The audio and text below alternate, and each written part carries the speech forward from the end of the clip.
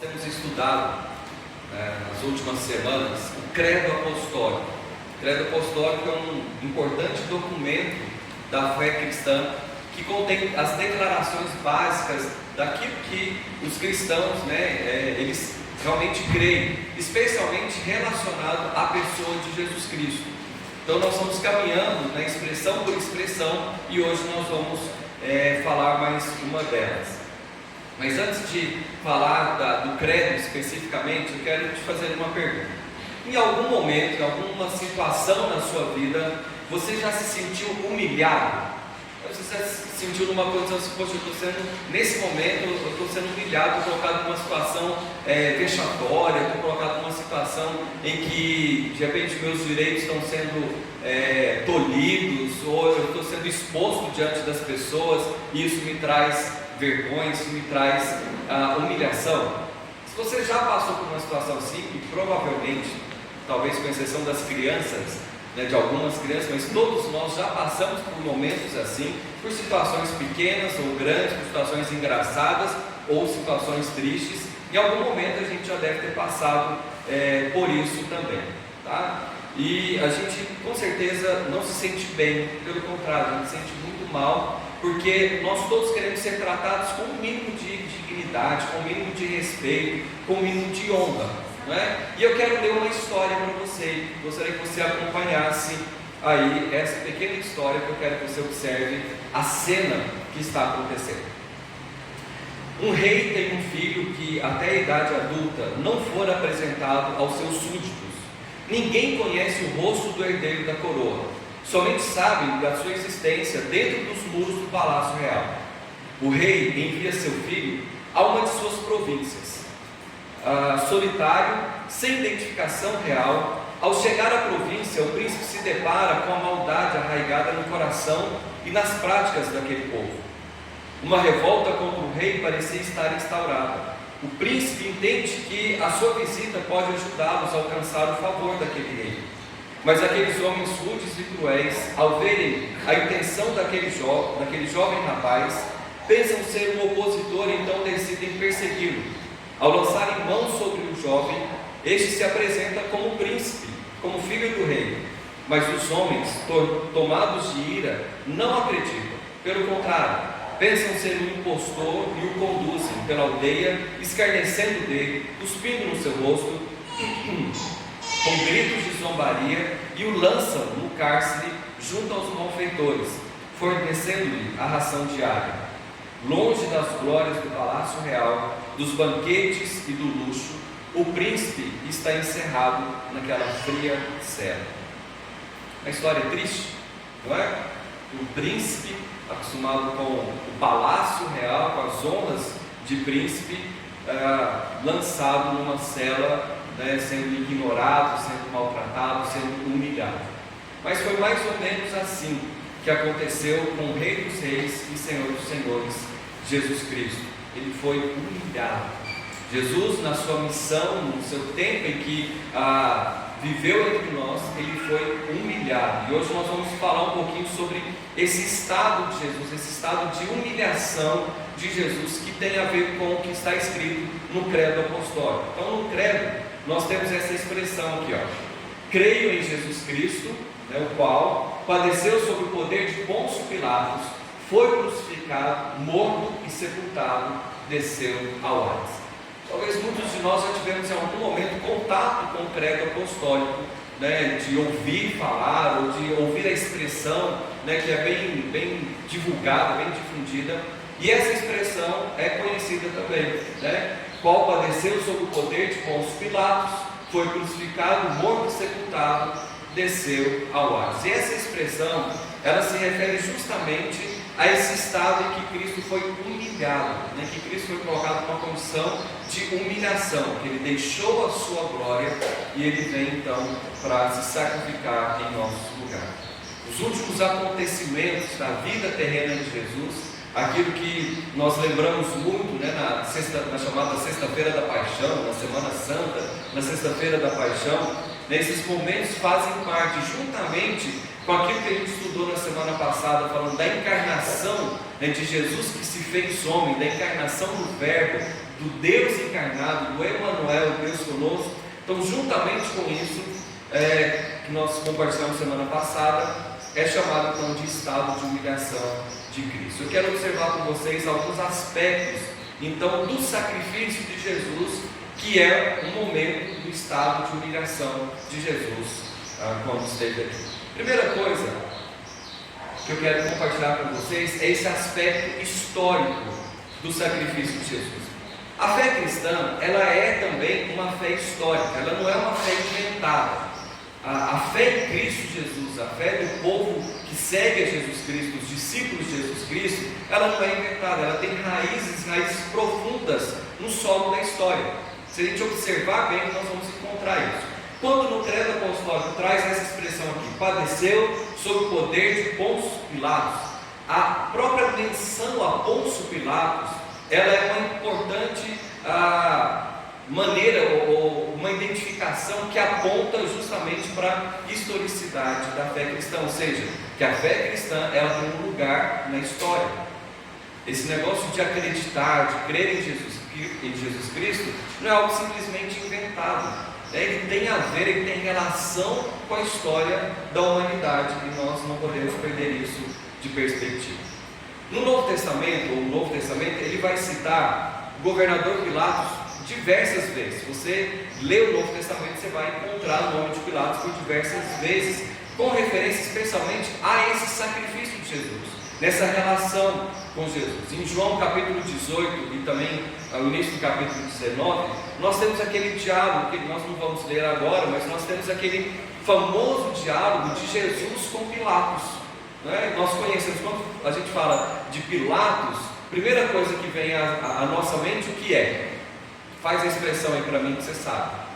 Quando fala de Pilatos, já teve gente fazendo assim, lavou as mãos, Ele não quis tomar parte naquele julgamento de Jesus Cristo. Então, veja só, um governador que faz parte da história, que teve uma relação direta com Jesus Cristo, e mais que isso, uma relação direta com o momento da humilhação, o momento do sacrifício de Jesus Cristo. Então a fé cristã, ela está inserida na história. Isso é importante para a gente saber, para a gente fundamentar, porque nós não estamos acreditando numa coisa que é, inventada por alguém, que foi criada por uma pessoa qualquer. Então o Filho de Deus, ele foi crucificado. Se você lê a história, não só a história bíblica, mas a história geral, ele foi crucificado quando Tibério era o imperador de Roma, e Pôncio Pilatos era o governador de Roma na Judéia. Então veja só, esse cenário político, vamos assim dizer, já insere o cristianismo na história, já traz o cristianismo para a história real, para a história comum que a gente tem aí. Então a fé cristã é baseada assim, em acontecimentos que tiveram lugar dentro da história da humanidade, não é algo solto, não é algo que foi pensado, ou algo que há um determinado tempo alguém inventou e a partir dali começou a existir. Então a gente tem a história como base, o cristianismo tem base na história. Não que a fé cristã ou o cristianismo precise de comprovações históricas para que a gente acredite, mas nós temos a confirmação da história, o fundamento histórico que sustenta ainda mais a credibilidade da fé cristã. Por que eu estou falando isso? Porque Jesus é o Deus encarnado que vem participar da história da humanidade, mas não só participar, não só passou por aqui, mas ele transformou a história da humanidade. Eu acho que essa semana, se não me engano, foi a Alana que compartilhou comigo uma publicação, me confirma aí, Alana, se foi você, do Centro de Mídias do Estado de São Paulo, da professora, não foi você? Alguém compartilhou comigo, achei que tinha sido a Alana. Isso, foi, Então não estou tão esquecido assim. Mas o Centro de Mídias do Estado de São Paulo é uma plataforma que tem sido usada para transmitir as aulas para os alunos do Estado de São Paulo. E no quadro que eu recebi, no vídeo lá, uma professora, se não me engano, ou ela é coordenadora, não lembro o que ela é, da educação no Estado, mas ela explicando, chegou uma pergunta de um aluno, questionando por que nas apostilas, no material que está sendo enviado pelo Estado, material de ensino enviado pelo Estado, por que há uma expressão assim, AEC e DEC para datas? A criança não entendeu o porquê daquilo, então ela foi explicar que, como a expressão comumente usada era AC para antes de Cristo e DC para depois de Cristo, ou seja, um marco na história, e a contagem de tempo na história, nós estamos acostumados, todos nós já passamos pela escola, sabemos disso. Quando você vê lá assim, 50 AC, é o ano 50 antes do nascimento de Cristo, se é 80 DC, é o ano 80 depois do nascimento de Cristo. Então ela disse assim, bom, como o cristianismo não eu não lembro a expressão que ela usou, mas como o cristianismo não é uma religião de todas as pessoas, a gente não pode usar essa expressão. Então agora a expressão é antes da era comum ou depois da era comum. Por isso AEC ou DEC. Verdade para vocês primeiro, não é? Mas ela simplesmente não quis aceitar o fato de que Cristo marcou a história da humanidade. Cristo veio num tempo, no nosso tempo, na nossa era, e Ele marcou a história da humanidade. Então é uma tentativa de negar isso. Não é uma questão religiosa, é uma questão histórica. Cristo faz parte da história. E crer nesse Cristo é crer que Ele fez parte, transformando a nossa história.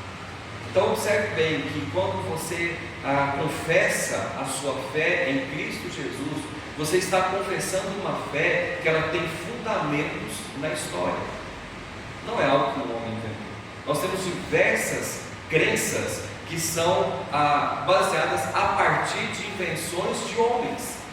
De um homem que escreveu um livro, de um homem que supostamente recebeu a revelação de um livro ditado por alguém, ou que encontrou um livro escondido em algum lugar. Várias religiões, várias crenças são baseadas em histórias assim, muito mais, vamos, com licença da palavra, mas muito mais escabrosas do que isso. Agora Cristo veio, marcou e transformou a história da humanidade. Alguém que realmente existiu, alguém que fez parte da história, que teve relação com a história da humanidade. E a nossa fé é fundamentada assim. Então, quando no credo apostólico fala, creio no Cristo que padeceu sob o poder de Pôncio Pilatos, está mostrando não só o sofrimento, não só a humilhação de Cristo, mas está mostrando que esse Cristo que eu creio faz parte da história. A minha fé é uma fé que é histórica também, tá bom? O segundo passo aqui que eu quero compartilhar com você é o aspecto teológico do sacrifício de Jesus. O que é teologia? É o estudo sobre Deus. Teo é Deus, logia é estudo, Como você tem a biologia, você tem teologia, ou seja, o estudo a respeito das coisas de Deus. Então, o aspecto teológico do sacrifício de Jesus. Na sequência da expressão do credo, nós temos assim, que Jesus, sempre está falando a respeito de Jesus, foi crucificado, morto e sepultado, desceu ao Hades. Então essa sequência nos traz à lembrança os dolorosos momentos da vida de Jesus, da sua crucificação, da sua morte, do seu sepultamento, ou seja, daquele sofrimento. Existem canções que falam sobre esses momentos finais, ou seja, tem uma canção chamada Via Dolorosa, aquele momento de caminhar final de Jesus até a cruz.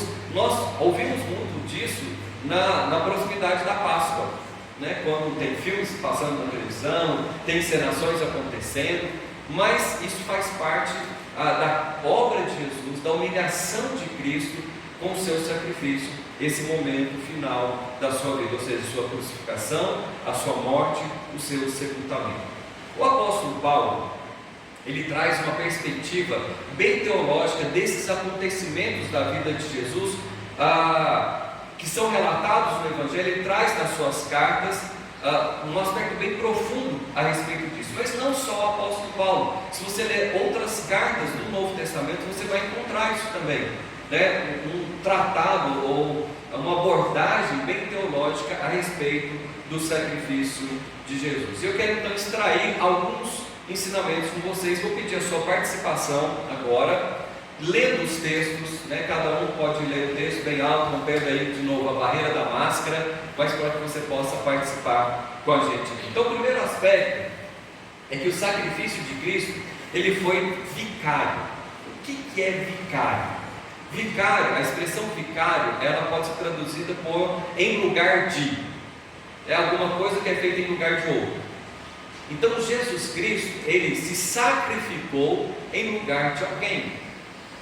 Ou seja, ele tomou um lugar que não era dele, que não era para ele. Então Jesus, ele assumiu um sacrifício que era nosso.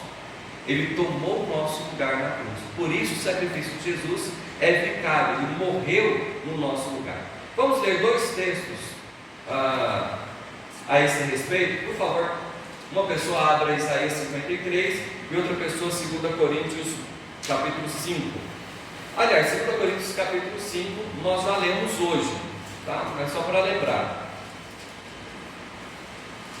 Quem pode ler Isaías 53, 4 e 5 para nós? Bem alto. Certamente Ele tomou sobre si as nossas enfermidades e as nossas dores levou sobre si. E nós o reputávamos por aflito, ferido de Deus e oprimido. Mas Ele foi traspassado pelas nossas transgressões e moído pelas nossas iniquidades. O castigo que nos traz a paz estava sobre Ele, e pelas suas pisaduras fomos sarados.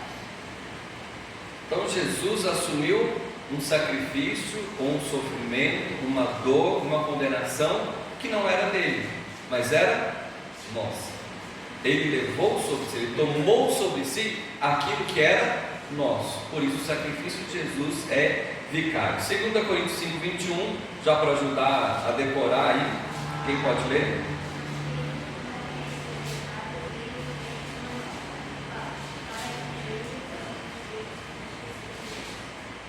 Muito bem, o texto que nós já lemos mais no início, aí só reforçando essa ideia de que Jesus, ele assumiu a culpa no nosso lugar. Uma culpa que não era dele, mas era nossa, o pecado é nosso, a condenação era nossa, e ele assume no nosso lugar.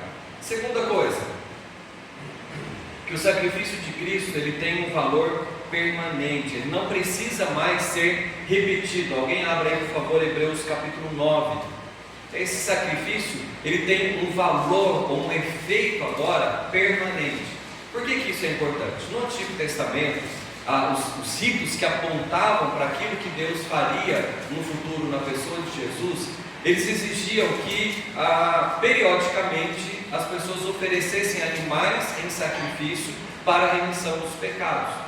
Mas aquele sacrifício, eles só apontavam para aquilo que aconteceria de uma vez por todas na pessoa de Jesus Cristo. Quem achou Hebreus 9 pode ler para nós, por favor. Mas tendo Cristo o sacerdote dos tempos futuros, por um maior dos mortos perfeitos e coberto, não feito por mãos, isto é, não de ofensa, nem por sangue de bodes e bezerros, mas por próprio sangue, entrou para dentro do santuário, havendo efetuado uma eterna redenção. É até o 26, senhor.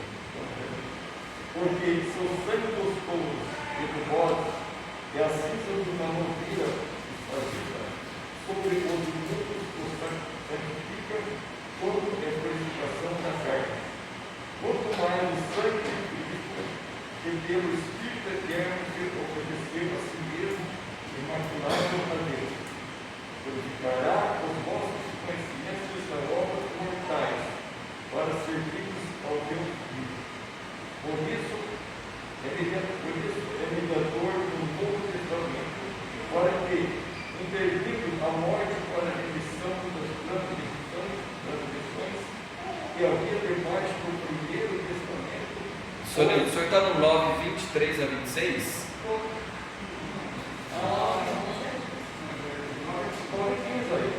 Aí. Desculpa, eu queria aqui. Continua. Eu que olhei o texto errado. Por isso, o mediador do Novo Testamento, para que, intervindo a morte para a remissão das transgressões, e ao livre parte do primeiro testamento, ou chamados recebam a promessa da herança eterna.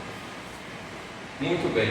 Então, ele que é o mediador da nova aliança, né, que fez de uma vez por todas, não há mais necessidade de sacrifício. Por que que hoje nós não fazemos mais os ritos do Antigo Testamento? Porque Cristo cumpriu plenamente e eternamente, permanentemente, o sacrifício que era feito.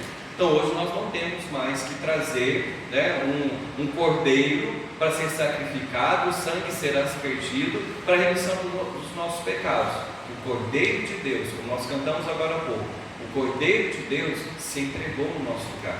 O sangue de Jesus Cristo foi derramado por amor a nós, para a remissão dos nossos pecados. E isso não precisa mais ser repetido. Ele é totalmente permanente, ou seja, não tem prazo de validade. O sacrifício de Jesus não tem prazo de validade. Ele tem efeito sobre a nossa vida. Vamos continuando aqui então. Terceira coisa, pulou um aqui, que o sacrifício de Cristo é absolutamente eficaz. Agora sim, é o verso 23 ao verso 26, para alguém ler para nós aí. Pode ler, por favor. Era necessário, portanto, que as figuras das coisas que se acham nos céus se purificassem com tais sacrifícios, mas as próprias coisas celestiais com sacrifícios a eles superiores. Porque Cristo não entrou em santuário feito por mãos, figura o verdadeiro, porém no mesmo céu, para comparecer agora por nós diante de Deus. Nem ainda para se oferecer a si mesmo, muitas vezes, como um sumo sacerdote, cada ano entra no Santo dos Santos com sangue alheio. Ora, neste caso, seria necessário que ele tivesse sofrido muitas vezes desde a fundação do mundo. Agora, porém, ao se cumprir os tempos, se manifestou uma vez por todas para aniquilar pelo sacrifício de si mesmo o pecado. Muito bem, olha só que palavra forte, para aniquilar. Jesus resolveu a questão do pecado de uma vez por todas, é totalmente eficaz. Não tem nada mais que possa ser feito para aumentar o poder, para aumentar a eficácia do sacrifício de Jesus. Tem nada que a gente precise adicionar ao sacrifício de Jesus para melhorar, para ser mais forte, para ter mais efeito. Então observe só, nós sabemos que algumas crenças entendem que é preciso você fazer sacrifícios para que você alcance as graças. Na verdade, Jesus já fez todo o sacrifício. O que nós precisamos agora é crer em Jesus Cristo, nos apropriando daquilo que Ele conquistou na cruz do Calvário e viver em submissão a isso. É diferente. Eu não preciso mais me penitenciar para ser digno, para alcançar a graça da salvação de Jesus. Pelo contrário, eu preciso viver de acordo com essa graça alcançada, porque Jesus fez plenamente, fez perfeitamente, não precisa ser consertado. Não tem nada que precisa ser acrescentado, adicionado, ajeitado ali para que fique melhor. Não tem como ficar melhor. Totalmente perfeito, sacrifício perfeito. Como eu disse, o sangue dos animais no Antigo Testamento, eles não eram capazes de purificar realmente o ser, a pessoa, o pecador, mas eles apontavam para a graça de Deus. Então Deus vem até nós na pessoa de Jesus, se humilha, tornando-se homem, entregando-se na cruz no Calvário, para que de uma vez por todas nós fôssemos agraciados pelo benefício do sacrifício de Jesus. Pense como nós somos privilegiados. Pense como uma fé num Cristo que fez isso é uma fé que faz sentido. É uma fé que tem realmente não só os fundamentos históricos, mas a que faz sentido para a história da nossa redenção, para a história da nossa salvação. Porque, poxa vida, quem de nós teria condições de oferecer alguma coisa tão boa, tão perfeita, né, tão bem feita, que pudesse ter, poxa, esse sacrifício, essa oferta, né, esse esforço que essa pessoa fez é muito bom, então dá para salvar por causa disso. Nós somos imperfeitos, nós somos limitados, nós não conseguimos oferecer nada que seja tão bom assim, tão perfeito assim, que seja digno da nossa salvação. Mas Jesus foi, como nós dissemos semana passada, o Deus que se faz homem, que se identifica com a humanidade, mas não peca, não é contaminado pelo pecado. Por isso o sacrifício dele é perfeito, por isso o sacrifício dele é totalmente eficaz. Vamos mais um aqui então. Em quarto lugar, o sacrifício de Cristo nos garante livre acesso à presença de Deus Pai. Eu vou deixar os textos aqui para vocês irem abrindo, por favor.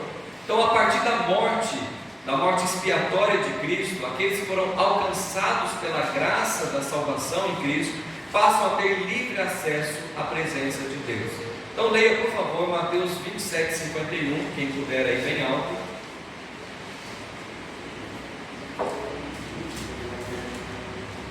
Mateus 27, 51.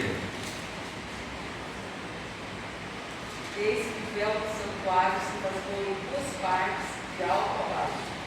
Tremeu a terra, tremeram-se as pontes. No momento da morte, da crucificação de Jesus, acontece algo que é maravilhoso. Eu acho essa cena linda no Novo Testamento.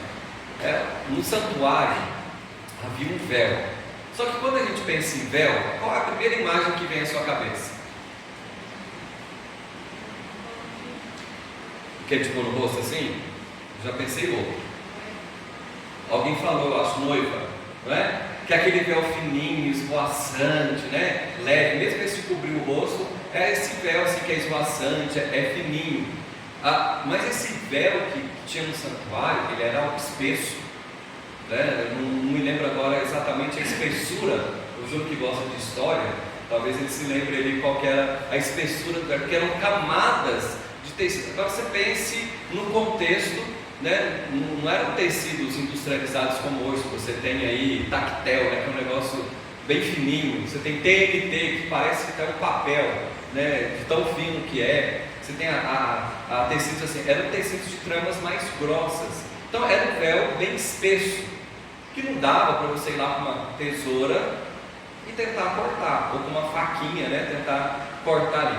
No momento do sacrifício de Jesus, o texto que foi lido agora diz que o véu se rasga de alto a baixo. Mas para que servia esse véu? Esse véu era o limite. A partir daquele véu só o sumo sacerdote poderia adentrar. Ou seja, quem estaria representando as pessoas na hora do sacrifício poderia adentrar. Então aquilo era uma barreira que se tinha, né, daquele lugar mais íntimo da presença de Deus. No momento do sacrifício de Jesus, o véu se rasga. E é interessante pensar que o véu não se rasga de baixo para cima. Não é que você pensa um véu que está pendurado, é mais fácil você puxar por baixo e o negócio se rasgando. Não, ele se rasga de cima para baixo.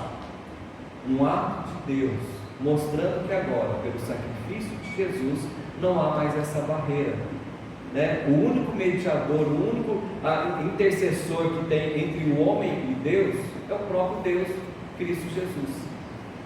Não precisamos mais ser representados por alguém diante de Deus, como acontecia nos ritos antigos. Agora Cristo é o nosso mediador, somente Cristo, o próprio Deus, o Deus que se faz homem. Então por isso nós podemos agora ter livre acesso à presença de Deus. Nós podemos nos relacionar com Deus. E Deus nos fez seres assim, seres relacionais. Se você se lembra, quando Deus criou o ser humano, havia uma interação entre o homem e Deus.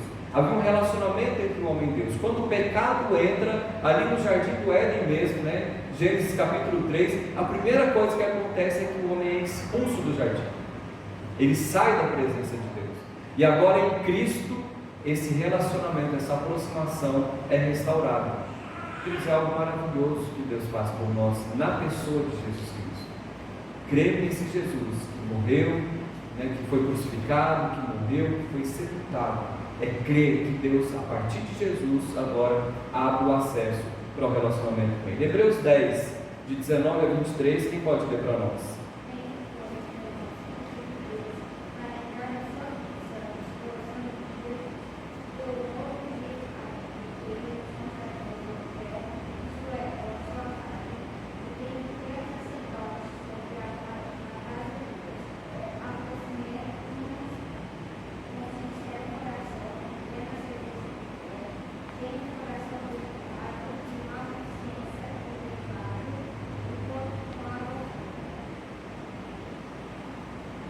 Muito bem, então, a partir de Jesus, verso 22, fala que agora nós podemos nos aproximar de Deus. Então, essa é uma graça maravilhosa que nós recebemos por meio do sacrifício de Jesus. Nós vamos caminhar aqui mais um pouquinho. O sacrifício de Cristo também é um exemplo para os cristãos. Opa, isso. Por enquanto, só Lucas 9, 23 aí. O sacrifício de Cristo é um exemplo para os cristãos. Quem pode ler o texto de Lucas 9, 23?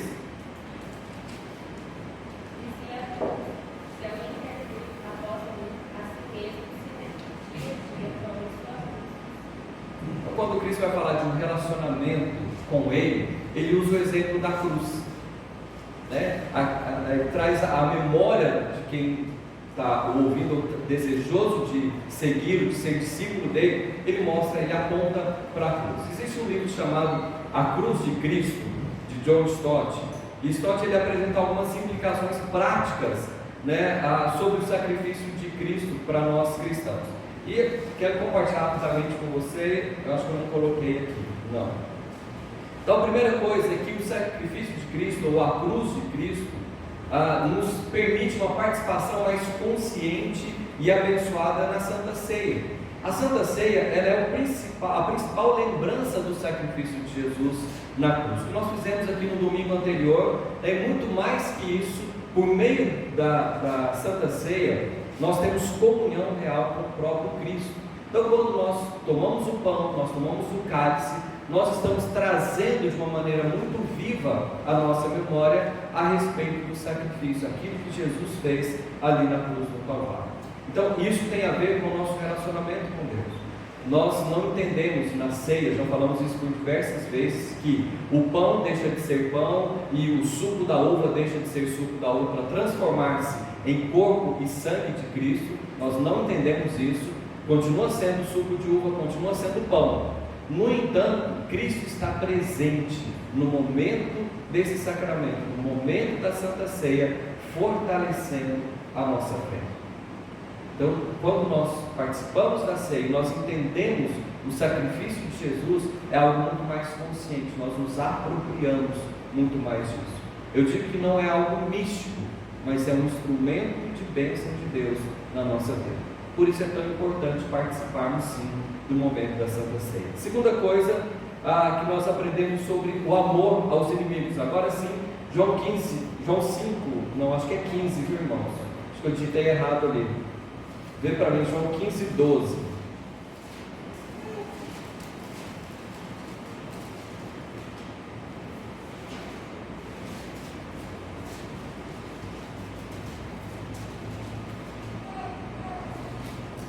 Eu consegui aqui, mas acho que é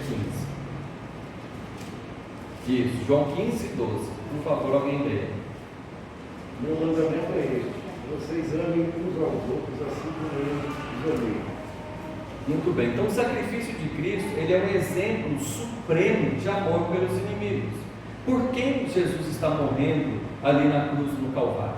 É quem levou Jesus até a cruz no Calvário? Pessoas que são seus opositores, pessoas que de repente estão lá no meio da multidão, com os brados de crucifica, crucifica, crucifica, e Jesus está morrendo por amor a essas pessoas, para alcançar com a salvação essas pessoas. Então nós aprendemos com Cristo a amar os nossos inimigos. E por fim, a também enfrentar os nossos sofrimentos.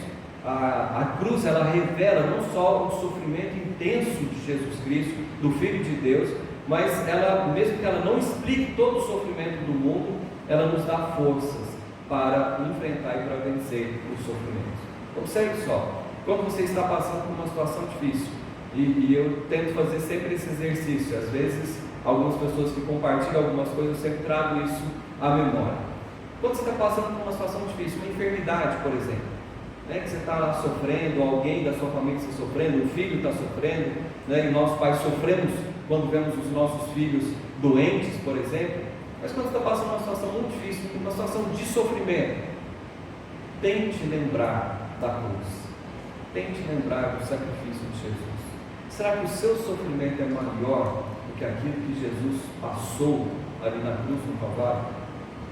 Porque o que ele levou ali, o texto que nós lemos de Isaías 53, né, agora há pouco, traz bem esse retrato para a gente, de quanto foi sofrido, quanto foi doloroso, quanto foi pesado o sofrimento de Jesus na cruz. Não é simplesmente ir lá e ficar com uma falta de ar porque está crucificado e morrer, pronto, acabou.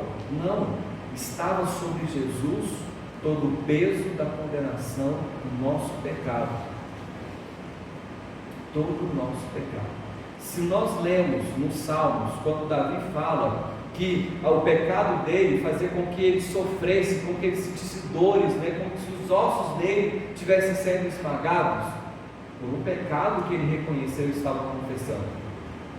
Imagine Jesus levando sobre si todo o peso da condenação do pecado da humanidade. Sofrimento de Jesus. Então qualquer sofrimento que nós passarmos na nossa vida, por maior que ele seja, não chega nem de longe perto daquilo que Jesus sofreu por nós. Nós não podemos esquecer disso. E quando nós olhamos para o sacrifício de Jesus, nós somos então motivados. Opa, peraí, Jesus sofreu mais que eu. Ele sofreu no meu lugar. Isso que eu estou passando é realmente assim, passageiro. Então eu me sinto mais animado, mais fortalecido. Mas eu quero terminar compartilhando com vocês talvez uma das expressões mais polêmicas, né, do credo, quando diz assim, opa, está aqui, desceu ao Hades.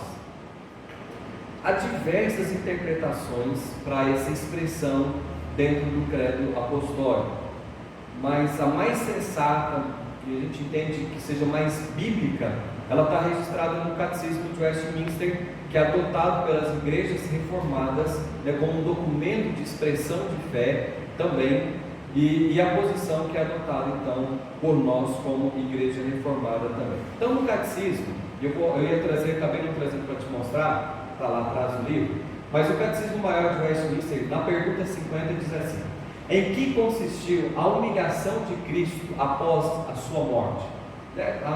O Catecismo é um documento elaborado assim, com perguntas, respostas e bases bíblicas para essa resposta, ok? Nesse catecismo que eu vou compartilhar com você, ainda tem um adicional que é um comentário de um teólogo a respeito daquela resposta, ajudando a gente a entender melhor o assunto, certo? Então a pergunta é essa: em que consistiu a humilhação de Cristo após a sua morte? Opa! E a resposta: a humilhação de Cristo após a sua morte consistiu em ser ele sepultado e em continuar na condição dos mortos e debaixo do poder da morte até o terceiro dia, o que se tem dito de outro modo com as palavras: ele desceu ao Hades ou ao inferno. Então, o que significa a expressão, né, no comentário desse teólogo, o que significa a expressão do credo apostólico desceu ao Hades, que é a expressão que nós temos no credo apostólico aqui, que nós lemos hoje. Pode ir próximo. Essa expressão tem sido entendida de várias maneiras. Alguns afirmam que Cristo desceu literalmente ao inferno, lembrando que a palavra Hades, ela é traduzida por inferno, ok? Que ele desceu literalmente ao inferno, não ao inferno do diabo e dos anjos maus, mas a um lugar onde se achava que os santos do Velho Testamento aguardavam. Lá, dizem eles, ele pregou aqueles espíritos e abriu o caminho para que entrassem no céu. Essa interpretação, defendida pela Igreja Católica Romana, é defendida pela Igreja Católica Romana e por alguns, pode mudar, protestantes, é nociva e baseia-se na má compreensão do texto de 1 Pedro capítulo 3. Nós não vamos entrar nesse mérito agora do texto, mas se você tiver curiosidade, depois dá uma lidinha lá. Dá uma má interpretação desse texto. Alguns protestantes defendem que as palavras desceu ao Hades se referem aos sofrimentos de Cristo na cruz, isso é, que ele desceu ao inferno não como um lugar, mas como uma experiência de sofrimento. Então, duas posições já. Primeira, que ele foi literalmente ao lugar intermediário ali, não ao inferno especificamente, mas onde os santos do Último Testamento, do Antigo Testamento estavam, e que ali ele pregou a essas pessoas, para que elas fossem encaminhadas ao céu. Em outras palavras é isso. Agora, uma outra interpretação, que não é, quando fala desceu ao Hades, não é um lugar, mas sim uma condição de sofrimento que Jesus passou ali.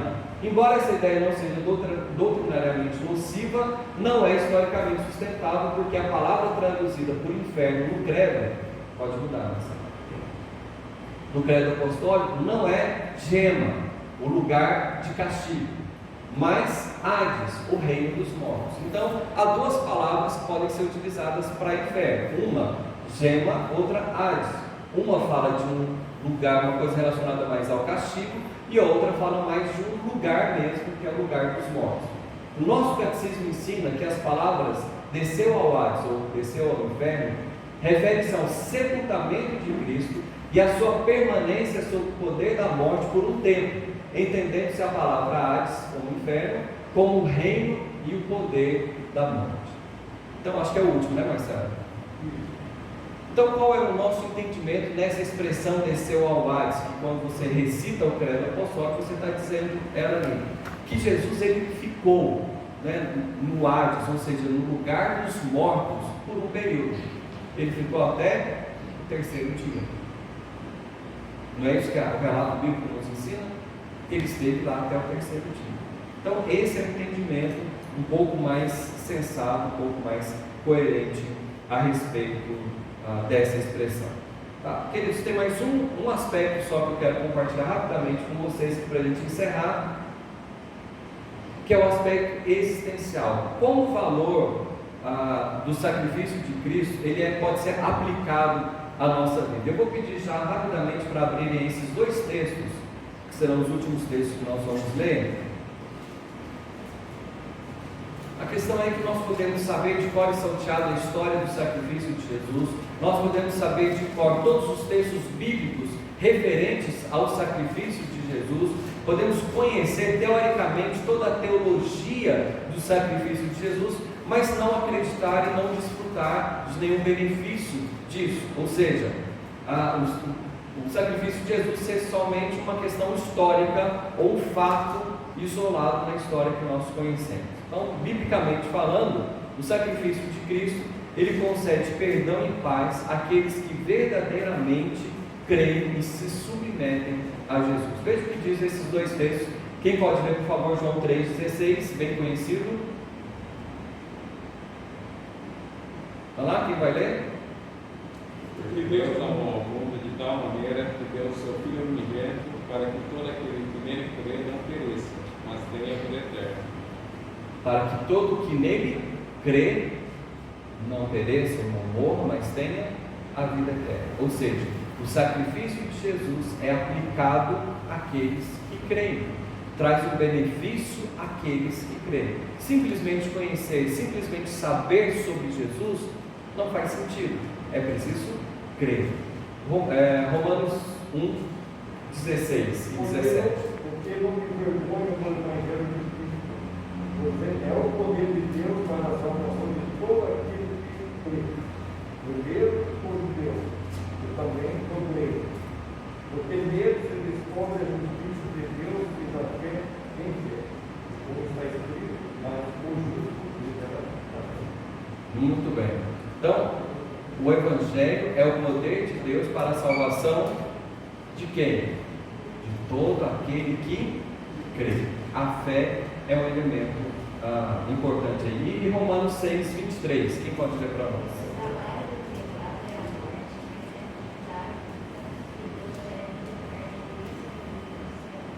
O salário do pecado é a morte, mas a dádiva, o dom gratuito de Deus é a vida eterna em Cristo Jesus. Não fora de Cristo, mas em Cristo Jesus. Então precisamos nos apropriar dessas bênçãos do sacrifício que acontecem na vida daqueles que creem e se submetem ao próprio Jesus Cristo. né, com um conhecimento, com uma intimidade, um relacionamento, não só como um fato histórico, não só como uma história que está registrada na Bíblia, mas crer de fato, de verdade, que esse sacrifício tem a ver com a nossa própria vida. O sacrifício de Jesus foi para nos trazer um benefício, que é o benefício da salvação. Então vamos fechar lendo aqui o credo, até essa parte que nós estudamos, né, desde o início até a parte que nós estudamos. Se você puder ler comigo: creio em Deus Pai Todo-Poderoso, Criador do céu e da terra. Creio em Jesus Cristo, seu único Filho, nosso Senhor, o qual foi concebido por obra do Espírito Santo, nasceu da Virgem Maria, padeceu sob o poder de Pôncio Pilatos, foi crucificado, morto e sepultado, desceu ao Hades. Então, até aqui, semana que vem, nós vamos dar um passo a mais, né? Que possamos crer em Jesus Cristo, com uma fé que tem fundamentos históricos, uma fé que tem a ver com o nosso relacionamento com Deus, que nos traz um relacionamento com Deus, e sobretudo uma fé no Cristo que nos beneficiou com a salvação dele. Por isso é preciso crer nesse Cristo Jesus. Vamos orar?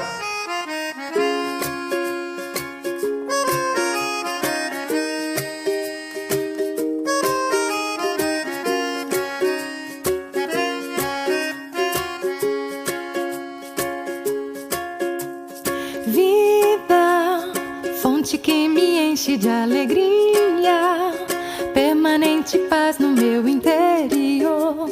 Eu sei, isso é Jesus.